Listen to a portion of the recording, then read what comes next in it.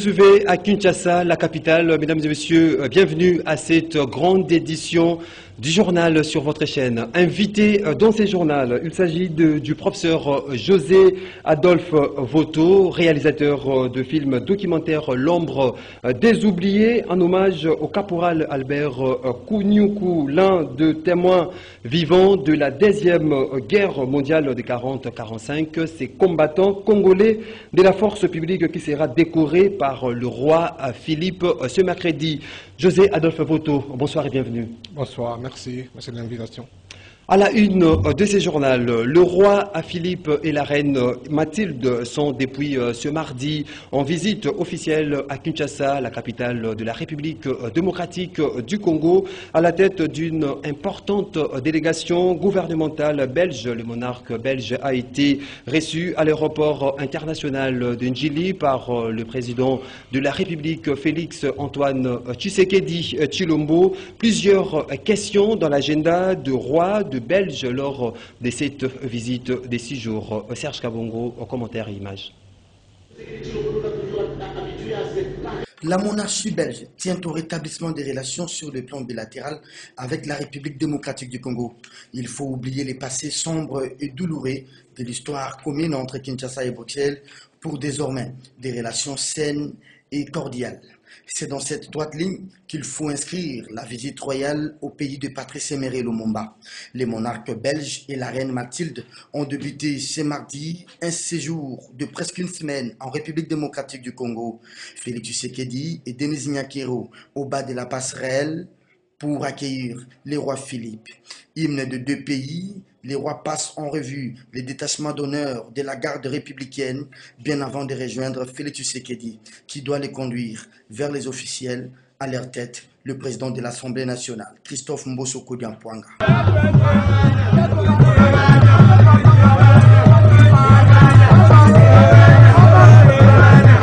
Accueil terminé, direction des pavillons présidentiels de l'aéroport international d'Njili pour un bref entretien d'un quart d'heure.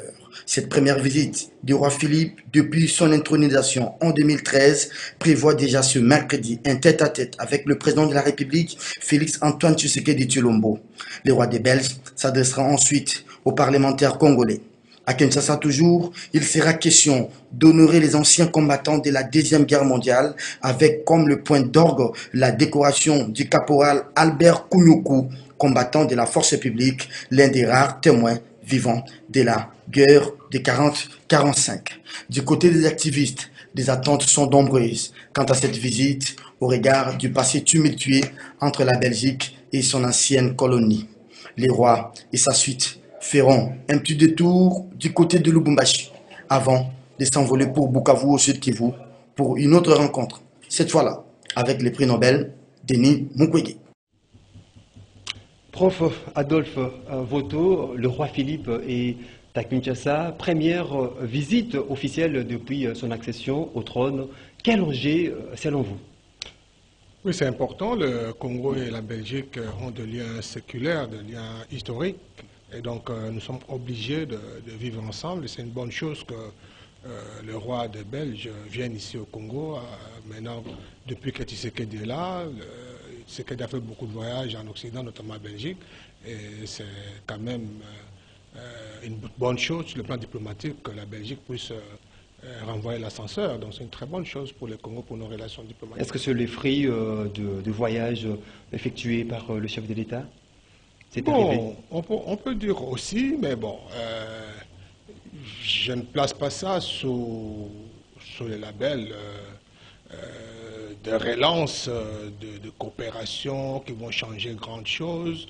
Voyons ce que ça va donner. C'est vrai que le roi se fait accompagner du gouvernement, mais la Belgique pourrait intervenir peut-être sur le plan diplomatique, mais la Belgique, c'est pas la Grande-Bretagne, c'est pas les États-Unis, c'est pas la Chine. Mais quand même, avoir de bonnes relations pour un pays qui est au centre de l'Europe et qui peut peser sur le plan diplomatique, c'est pas mauvais. Est-ce que la Belgique, comme ancienne puissance coloniale, garde encore intacte son influence sur la République démocratique du Congo? La Belgique s'intéresse toujours à la politique congolaise. La Belgique s'est toujours intéressée à la politique congolaise, mais je crois que l'influence n'est plus aussi prononcée comme à l'époque. à l'époque des indépendances et même à l'époque de Mobutu, parce qu'aujourd'hui les enjeux sont tels que d'autres puissances préfèrent avoir leur influence directe. Pendant longtemps, la Belgique a servi de sous-traitant, depuis toujours. Même donc sa puissance est à minimiser à ce jour. Non, a été atténuée, pas minimisée, pas du tout atténuée. Parce que la Belgique continue à jouer quand même un rôle en Europe, parce que beaucoup d'institutions européennes ont leur siège en Belgique. Et donc la Belgique peut jouer un rôle, quelque rôle que ce soit. Mais ce n'est pas comme à l'époque. Vous savez, même au départ de la genèse de l'histoire de la Belgique et le Congo, c'était toujours une histoire de sous-traitance.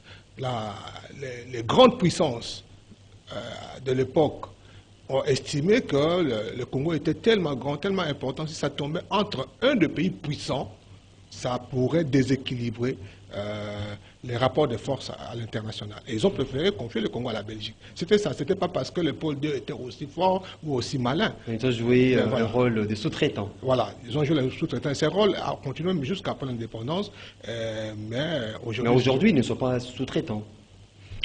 On peut dire un peu, mais c'est pas comme à l'époque. C'est pas comme à l'époque. Je reviens à vous, monsieur Adolphe Voto. Il est temps pour moi de poursuivre les journaux.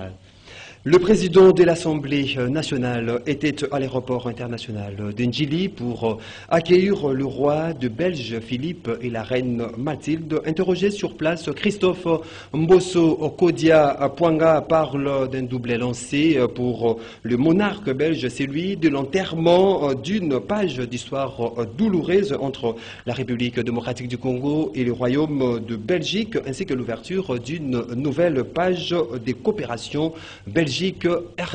Suivez. J'ai constaté bien que nous, on ne voulait pas, en politesse, tendre la main, mais le roi voulait à tout prix serrer les mains des autorités congolaises. Ça signifie que, en fait, le peuple est venu, il nous envoie deux messages.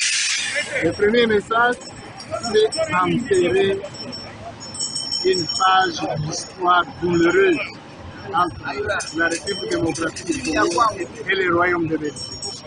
Deuxièmement, ouvrir une nouvelle page de coopération demain devant le peuple congolais. Il voudrait s'adresser à travers les parlementaires au peuple congolais qui y sera là. Le peuple sera là. C'est pour cela que le discours du roi va se dérouler sur l'esplanade, à l'extérieur. On est en train de se rendre. Chacun payera sa facture. Et nous, on nous restituera le corps de notre premier ministre. C'est une bonne chose. La Belgique a fait un bon pas en reconnaissant cela et en nous restituant le reste du corps du premier ministre. C'est déjà un très bon geste. Professeur José Adolphe Voto, en termes d'investissement, vous avez une idée sur le taux d'investissement belge en République démocratique du Congo? Les Belges ont toujours été présents en République démocratique du Congo depuis toujours, depuis après l'indépendance, même s'ils ont perdu beaucoup d'entreprises, notamment la GECAMINE à l'époque, l'Union minière du Haut-Katanga, mais ils sont restés présents à travers beaucoup d'entreprises, Brassicor, d'entreprises diverses au Congo. Mais le volume d'investissement n'est pas aussi important par rapport aux besoins du Congo, par rapport à ce que représente l'économie congolaise, c'est ce qui est déplorable. Mais ils sont présents, c'est encourageant, et je crois qu'à l'occasion de cette visite, ils pourront... Est-ce qu'ils sont dans une même dynamique que jadis à l'époque coloniale? Vous savez, il y a eu beaucoup de mauvaises expériences pour les investisseurs, qu'ils soient belges ou étrangers de façon générale. Il y a eu cette affaire de la désorganisation qui a laissé un choc à l'économie congolaise. L'économie congolaise a dit deux chocs, la désorganisation et le pillage, le double pillage de 91 et de 93. Et ça a fait perdre beaucoup de moyens aux investisseurs. Et après ces deux pillages, il y a eu la guerre qui dure depuis presque 25-30 ans aujourd'hui, cette forme d'insécurité qui n'est pas clairement définie et qui décourage les investisseurs. Donc présentement, ils ne sont pas à grand nombre. Il y en a, pas à grand nombre, mais c'est normal. Les investisseurs, personne ne peut prendre autant de risques, à moins qu'on soit vraiment un aventurier. Mais beaucoup d'investisseurs se réservent. C'est ça le problème, parce que d'une part, il y a l'insécurité dans la partie est, d'autre part, il y a le climat des affaires dans la partie ouest, contrôlée par le gouvernement, qui décourage beaucoup d'investisseurs, mais surtout la corruption. Corruption organisée même au sommet de l'État, des représentants de l'État qui deviennent des commissionnaires. À chaque fois qu'il y a un projet qui arrive, j'ai combien pour pouvoir signer les papiers. Ça, c'est très décourageant, mais il y en a qui sont là. C'est qu'on a déploré des rétrocommissions, voilà, par-ci par-là dans toutes les affaires. Qui est comme... c'est pas acté, il n'y a pas de texte, mais c'est la pratique, c'est comme ça. En quoi, alors, la présence du roi peut être bénéfique pour résoudre la crise sécuritaire à l'est de la République démocratique du Congo, quand l'on sait que la RDC est sous embargo d'armes? Ben là, c'est justement où, vous savez, entre la Belgique et le Congo, sur le plan sécuritaire, la Belgique a joué beaucoup de rôles après l'indépendance. On se souviendra du centre Kotakoli. Kotakoli, c'était l'un des plus grands centres d'entraînement de commandos au Congo, et c'était entretenu par la Belgique, par la coopération belge.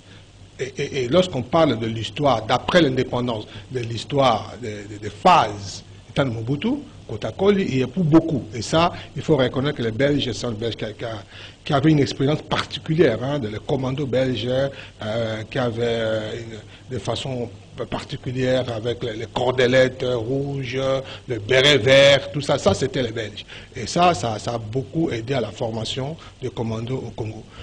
Donc aujourd'hui, la Belgique peut toujours renouveler ce type de coopération, dans la mesure où on en discute clairement, pour former, parce qu'il y a un besoin de formation. C'est aussi une façon de réchauffer aussi de relations diplomatiques entre les deux pays. Voilà. Sur le plan sécuritaire, ils peuvent contribuer à la formation, et ça c'est très important, à réhabiliter beaucoup de centres qui ont été détruits, qui sont fermés, et ça peut contribuer beaucoup à ce que notre armée soit encore plus offensive et plus présente sur le terrain.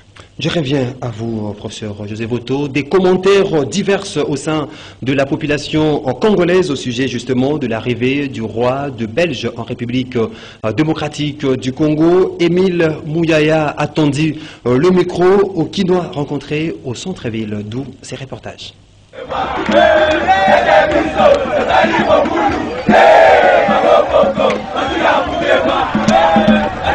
C'est un accueil chaleureux qui a été réservé au couple royal belge à son arrivée dans la capitale. Les grands acteurs étaient bandés du monde. Tout le monde voulait à tout prix voir le roi Philippe qui effectue sa première visite en République démocratique du Congo. Au niveau de certains partis politiques, les appels à la mobilisation ont été lancés. Tel est le cas au mouvement de libération du Congo, où son président Jean-Pierre Bemba Gombo avait invité la population quinoise à accueillir chaleureusement le couple royal belge, manifestant l'hospitalité congolaise. Un appel qui a été respecté du côté de la base. Le militantes et militants du MLC, avec en tête le président interfédéral Valentin Guérengo, étaient rassemblés sur le boulevard Triomphal afin de saluer la venue du monarque belge. Nous sommes là dans le respect de la tradition africaine. Quand vous recevez un visiteur, il faut le recevoir dans la joie. Voilà pourquoi nous avons estimé que c'est un visiteur de marque. Il faut que nous puissions l'accueillir à l'africaine. C'est pour cette raison que vous nous voyez dans la rue. Nous avons fait une forte mobilisation parce que le MLC était parti national. Voilà pourquoi nous sommes nombreux pour accueillir le roi de Belgique. Était également présent le secrétaire national du MLC en charge des associations, Dongoye Momobutu. Là aussi, pour exprimer notre joie d'accueillir sur le sol congolais du couple royal du Royaume de Belgique. Nous sommes de cœur avec la Belgique, nous avons longtemps partagé une même histoire et l'avenir s'annonce encore meilleur avec la nouvelle donne politique qui aujourd'hui ouvre la République démocratique du Congo sur la scène internationale et nous espérons que les retombées de cette visite du couple royal en République démocratique du Congo pourra apporter des solutions et surtout dénouer des multiples problèmes auxquels font face la République démocratique du Congo. La fédération du MLC Lukungade n'était pas en reste. D'abord très content de la visite du couple royal en République démocratique du Congo. Et nous demandons au couple de membres de la Fédération du Congo qui prennent encore du pas et bien vouloir nous assister lors de manifestations pareilles. C'est un voyage d'une semaine que le roi Philippe effectue en République démocratique du Congo. La technique est allée trop vite en besogne à l'appel justement du président du mouvement de libération du Congo, Jean-Pierre Bemba Agombo, avait appelé la population quinoise à réserver un accueil chaleureux au roi de Belge pour manifester l'hospitalité congolaise. Je le disais tantôt, des commentaires divers au sein de la population congolaise au sujet justement de l'arrivée du roi belge en République démocratique du Congo. Émile Mouyaya a attendu les micros aux Quinois rencontrés au centre-ville, d'où ces reportages. L'arrivée du roi belge Philippe en RDC est diversement commentée au sein de la population quinoise. Certaines personnes saluent cette première visite qui pourrait avoir de l'impact positif pour le pays de Félix Tshisekedi. C'est une bonne nouvelle pour la RDC. Et nous avons des relations qui datent de longtemps avec la Belgique. Les relations avec la Belgique ne sont pas seulement roses, hein. Il y a aussi des moments qui étaient mauvaises. Il faut qu'on aille à dénoncer, mais je crois qu'il faudra que l'arrivée du roi belge soit un moment où la RDC peut aussi relever certains points négatifs, afin qu'on puisse trouver quand même des solutions. Ce contentieux, je crois que jusqu'à ce jour, il est encore d'actualité. Hein. Il faudra aussi trouver des solutions quant à ceux, hein, il est important qu'on trouve quand même des solutions. Il faut se dire aussi que depuis un certain temps, la Belgique a perdu des pédales. Hein. Il a perdu le contrôle de la RDC. Maintenant, il y a la Chine, il y a l'Asie qui prend quand même le contrôle de la RDC. Mais la Belgique connaît quand même la RDC, il connaît l'expérience, il connaît mieux la RDC. Il peut jouer un rôle important. Mais il faudra qu'il puisse conjuguer l'ensemble et un effort ensemble avec les pays européens. Moi, mon souhait, c'est que la Belgique connaît le Congo, la République démocratique du Congo. À ce titre, s'il vient, il va retracer les limites réelles du Congo, que le Congo vive chez eux. C'est une très bonne chose. Il va visiter et le Rwanda et le Congo. D'autres personnes, par contre, évoquent le manque de franche collaboration entre la RDC et la Belgique. L'arrivée du couple belge, c'est un non-événement pour le Congo. Lorsqu'on réfléchit à propos de tout ce qui s'est passé de 1960 jusqu'à ce jour et les récits d'événements qui passent, nous constatons que la responsabilité de toute une génération incombe à la Belgique. Et lorsqu'ils viennent ici, nous ne pouvons pas les accueillir avec pompe. Nous pensons peut-être qu'ils viennent pour nous demander pardon. Là, s'ils viennent pour cela, alors nous serons très contents. Mais s'ils viennent peut-être pour un voyage touristique, tant mieux, parce qu'on a toujours constaté que le Congo devient déjà un terrain pour les étrangers où ils peuvent faire ce qu'ils veulent. Nous, le peuple congolais, nous sommes en train de souffrir. Nous pensons qu'ils doivent tous d'abord commencer par se repentir. Si c'est ça son agenda, qu'il soit la bienvenue. Si ce n'est pas ça, alors qu'ils viennent pour ses activités personnelles. Rappelons que le roi de Belge, Philippe, avait exprimé dans une lettre adressée au chef de l'État, Félix Tshisekedi, ses plus profonds regrets pour les blessures de la colonisation.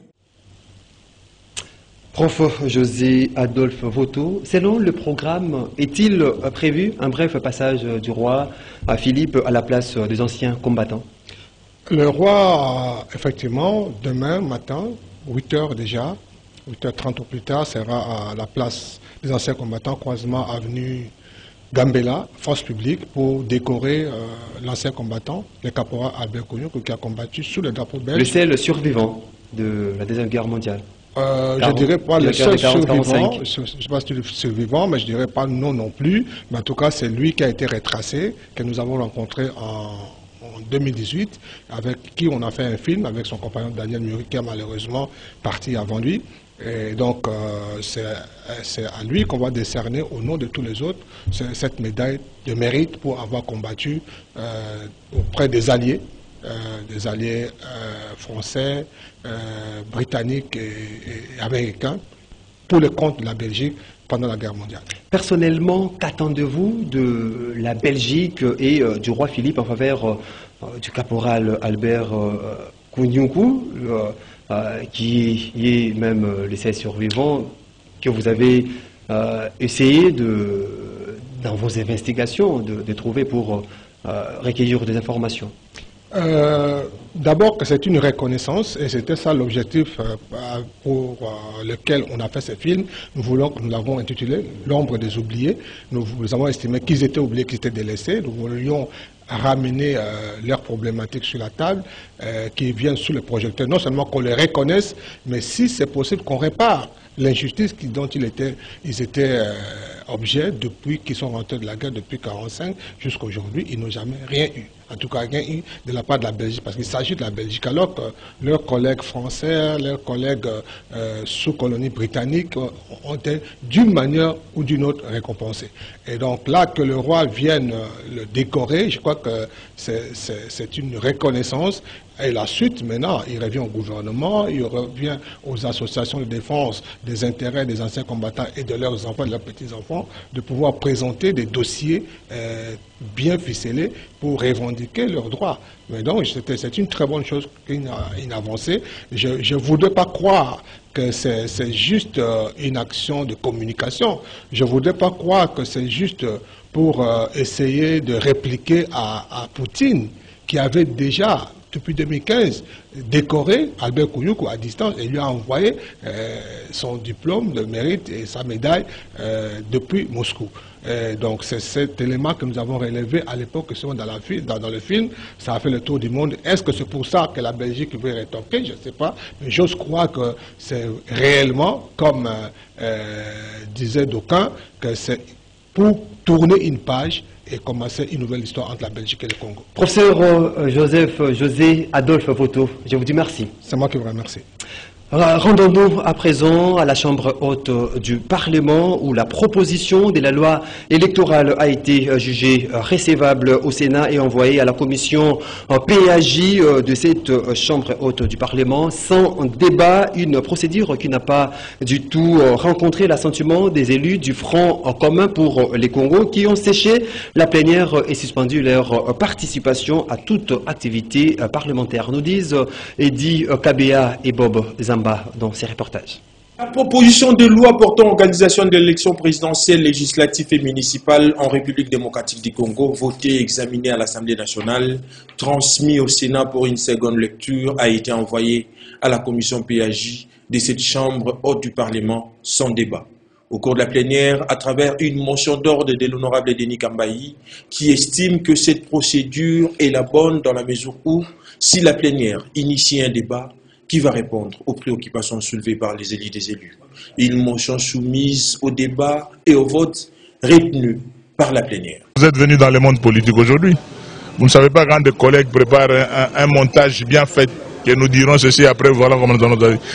Nous avons la Constitution et les règlements intérieurs. Respectons la loi. Il n'y a aucun débat qui a été empêché. Je vous lis le... Ça ne vient pas de nous. Hein. Ça c'est quoi? Le règlement intérieur.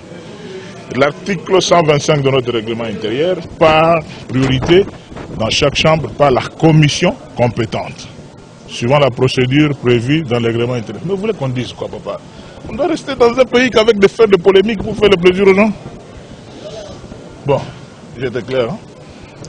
Vous avez un journaliste, parce que journaliste, même ça, n'est pas formé ou informé. Et il est temps d'expliquer aux gens ce qui s'est passé réellement. Je crois que c'est clair. Loin des polémiques, dont respectons les règlements intérieurs et la Constitution. Chose qui a poussé les sénateurs membres du FCC à sécher la plénière. Pour ces groupes politiques du FCC, la question électorale est d'une importance capitale, d'où il a fallu un débat. Les sénateurs membres du Front commun pour le Congo, FCC en sigle, insistent sur la nécessité impérieuse d'avoir un processus électoral inclusif, apaisé, fiable, crédible, transparent.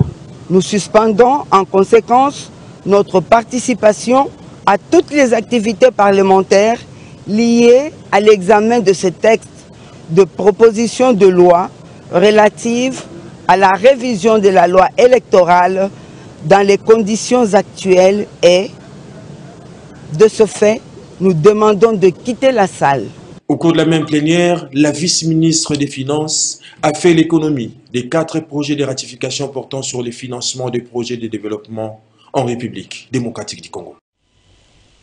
Et puis, au cours d'un point de presse tenu lundi 6 juin au siège de son organisation, le président de l'association congolaise pour l'accès à la justice, maître Georges Kapiamba, a déballé les conseils d'État en dénonçant, entre autres, le marchandage à caractère politique dans les traitements du dossier du directeur général intérimaire de l'OGEFREM, Olivier Manzila Moutala, suspendu en avril dernier par le ministre des Transports. Le point avec Jean-Romance Mokolo.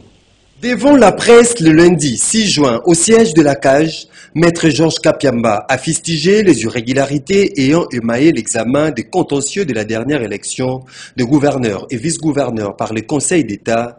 Le président de l'association congolaise pour l'accès à la justice a par ailleurs dénoncé le marchandage politique qui caractérise les traitements par cette haute cour administrative de la requête en référé liberté introduite depuis avril dernier par le DG ad intérim de l'OGEFREM, Olivier Manzila Moutala, pour contester sa suspension par le ministre des Transports. Préoccupé par cet état des choses, je vous informe que nous-mêmes ici, la CAJ, j'ai conduit une délégation de membres de la CAJ pour aller discuter avec les plus hautes autorités du Conseil d'État, et parmi les dossiers que nous avons abordés, c'est celui-là. Nous sommes beaucoup inquiétés de constater que toujours dans les chapitres de non-respect des lois de la République, alors que la loi organique qui régit les juridictions administratives impose à ce que les ordonnances en matière de référé puissent intervenir dans les 48 heures. Mais ce n'est plus le cas devant les conseils d'État. Nous avons dénombré beaucoup d'ordonnances, de dossiers pris en délibéré, notamment les dossiers qui impliquent l'OGEFREM. Depuis le 29 avril jusqu'à ce jour, il n'y a pas de réponse. Tout cela, ça démontre tout simplement que les affaires judiciaires au niveau du Conseil d'État feraient l'objet de marchandages politiques. Et c'est très dangereux. Nous dénonçons cet état des choses et ça doit cesser. La politique ne doit pas s'émêler de l'administration de la justice. Il ne peut pas y avoir d'autres réponses, il ne peut pas y avoir d'autres explications. Un dossier qui devait être réglé depuis 48 heures, nous sommes déjà là au 2e mois. Donc ça veut dire qu'il y a des marchandages à caractère politique et nous devons nous indigner et dénoncer cet état des choses. Et lorsque nous avons comparé même le nombre des ordonnances à référé qui ont été rendues, le nombre est important par rapport aux décisions rendues au fond, c'est-à-dire par rapport à l'annulation.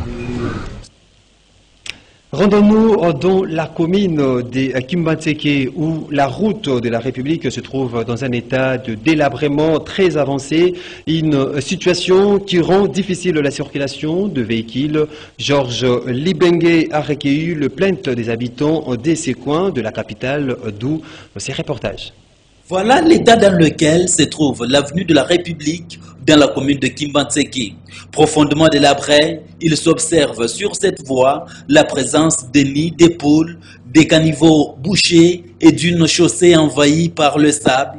L'état de cette route rend difficile l'accès de véhicules et des motos. Une situation qui s'aggrave à l'arrivée de Dame la pluie. D'où ce cri de détresse de la population à l'endroit de l'exécutif provincial de Kinshasa. C'est pas la peine. Les personnes qui me disent souffrir, ils allons mal les alliés pour le côté. Le long vous là, sur des bêtis awa, on va le cimetière de Gouna. On va des simples villes. Et c'est la 4 bus. Et c'est la 4 bus. Ils ont passé. Donc vous les alliés. Bon, pour vous dire que l'ambassade, on a gouvernement, il y a Jacqueline Gobila. eloko moko ezosala meza te mais mwana bato alobelaka mingi na kati ya assemblée provinciale alobelaka mais baza kotufe bavoix na bango puisque Gentili Ngobila aza na badepute na ye oyo asalelaka mosala bon barife lokola bazali badepute oyo peut-être balobaka mingi batiaka ye mosapi na lisu bazomona kende mpa na bango bango te c'est tant bien azala na baoyo ye aprivilégia oyo mosusu nde awa atika mais na kotala boye ntango ozali kokonza gouvernement provincial il faut bango nyonso baza koloba baza kosenga il faut salela bango jamais konosala kaka na lupunga oyo kosalaka na mwamba mais ntango koza kotika yango. En croire les habitants de cette municipalité, cette situation reste inchangée malgré plusieurs messages adressés aux autorités. Alors pour yango biso ba professeur qui m'a dit que toujours mokano ke to sa ta memo to mona gouverneur avec ça to tout na mituna pour na nini ki mbatse ke yake liboso te ya mibale papa gouverneur on les cas André Kimbuta za ko tambola partout ko contrôler banzela partout avec ko ya souvent mais awa banda Ngobila aza pouvoir aza gouverneur avec ça ki mbatse ke awa to mona kayete nié même président et assemblée provinciale papa Godé pour à na raté. Voilà qui me fin, mesdames et messieurs, à cette session d'information. Merci de votre confiance renouvelée et très bonne suite de programme sur Canal Congo en télévision.